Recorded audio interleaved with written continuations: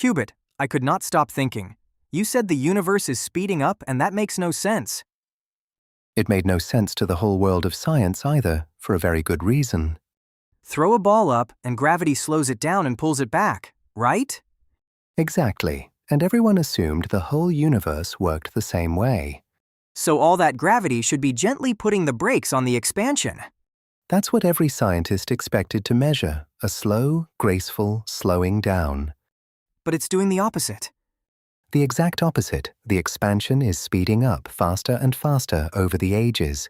That's like throwing the ball up and watching it rocket away instead of falling back.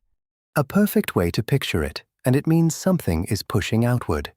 Pushing against all of gravity. What could possibly do that? That, Vega, is the single biggest unsolved mystery in all of science. The biggest? And you're going to tell me we don't even know? I'm going to tell you exactly how much we know and how much we gloriously don't. Vega and Qubit, and the push that nobody can see. For most of a century, the big question was only how much the expansion was slowing. Not if it was slowing, just how hard it braked. Right. Maybe gravity would even win one day and pull everything back together. So how do you even measure whether the universe is braking? You compare how fast it's growing now with how fast it grew long, long ago. But how do you see how fast it grew long ago? The same trick from our very first trip. Looking far away means looking back in time. Farther galaxies show us older versions of the universe. So if we can measure distances to very faraway galaxies, we can read the whole growth story. And how do you measure a distance that enormous? With a very special kind of exploding star.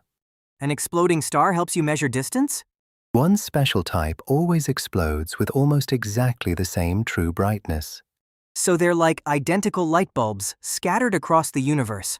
Exactly. And a bulb whose true brightness you know tells you precisely how far it is.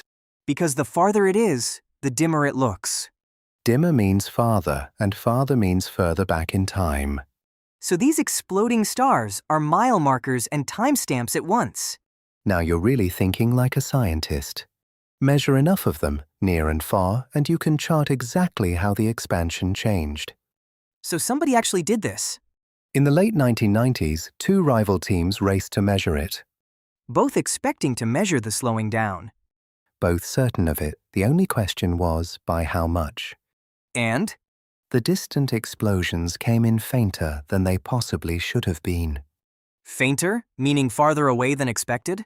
Farther than a slowing universe could ever explain, the expansion had been speeding up. The one thing nobody thought was even possible. Both teams found the same shocking thing at the same time and could hardly believe it. They must have checked it 100 times. They did, and the discovery won the Nobel Prize in 2011. So it's real, really truly measured. As real as measurements get, the universe is unmistakably accelerating. But you still haven't told me what's pushing. To push against all that gravity, something has to fill space and shove outward. Something in the empty space itself. We gave that something a name. We call it dark energy. Dark energy. Okay, that sounds like you've got it figured out. Ah, here's the twist inside the twist. Dark energy is just a name we pinned on the mystery, not an explanation of it. Wait, so the name doesn't mean we understand it? Not one bit. It's a placeholder for the thing making the universe accelerate, cause unknown. And how much of the universe is this mystery? About 68% of everything, the single biggest ingredient in the cosmos. The biggest part of the universe is a thing we can't explain? The biggest part and the least understood, which I think is wonderful, not embarrassing. Wonderful how? It means the greatest discovery about the universe is still out there, waiting for someone. Maybe someone watching this. Precisely why we don't hide the not knowing, we celebrate it. Okay, so what can you actually tell me about it? It seems to be spread perfectly evenly through all of space, not clumped anywhere. So it's not sitting in the galaxies, it's in the emptiness between them. And here's the strange, elegant part. As space grows, there's simply more of it. More space means more push? More push means faster growth, which makes even more space a gentle runaway. That's why it speeds up instead of settling down. It behaves almost like a property of space itself, a faint push that comes built in.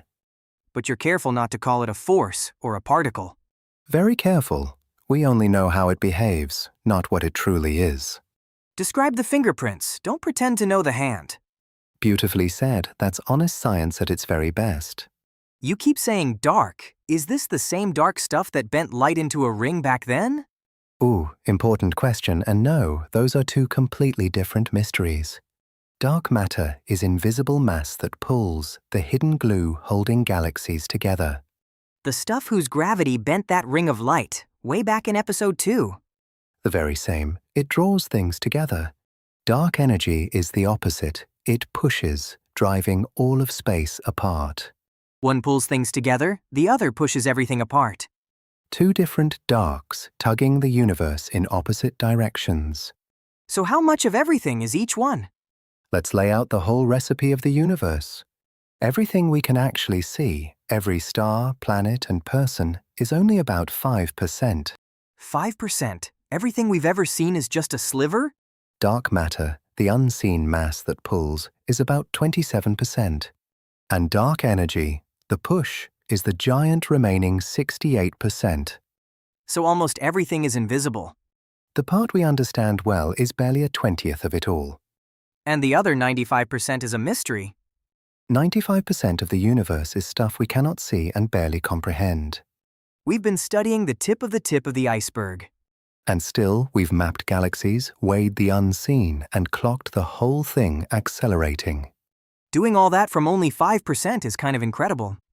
The 5% turned out to be a very good detective. So if this push keeps winning, what happens to everything in the end? If it keeps up, the expansion races faster and faster, on and on. And the galaxies we can see now? Over unimaginable ages, most will redshift away and slip past our horizon one by one. So the far future sky gets lonelier. Emptier, yes, which is exactly why now is such a precious time to look up. Because right now, we can still see it all. We live in the golden window when the whole story is still written across the sky.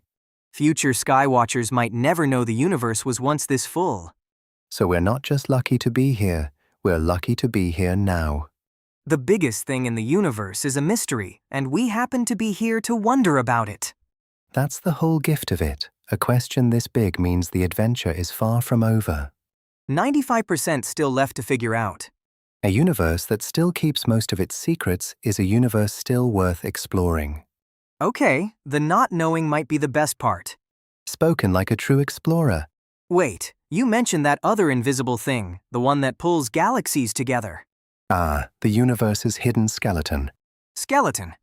Next time, dark matter, the unseen mass that holds every galaxy together, far outweighing all the stars. There's an invisible skeleton holding up the whole sky?